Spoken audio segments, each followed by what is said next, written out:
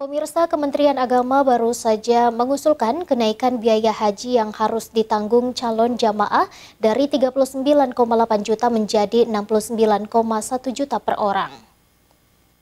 Makassar tahun 1443 Hijriah.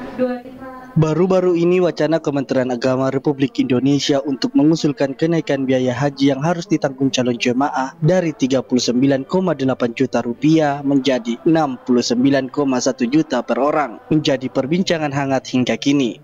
Meski belum ditetapkan oleh pemerintah pusat, namun wacana tersebut menuai sorotan dari masyarakat. Salah satunya calon jemaah haji yang ada di Makassar mengungkapkan dengan kondisi saat ini, harusnya pemerintah tidak menaikkan anggaran jemaah haji tersebut. Apalagi masih banyak kalangan bawah di Sulsel yang belum bisa membayar biaya dengan kenaikan yang cukup signifikan. Sangat disayangkan ya Kak ya, karena tidak semua kita ini masyarakat punya dana yang berlebih.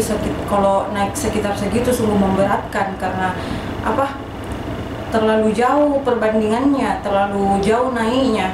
Sedangkan yang kita tahu kayaknya ada dana dari luar itu dari Arab kayaknya turun ki apanya kayak itu.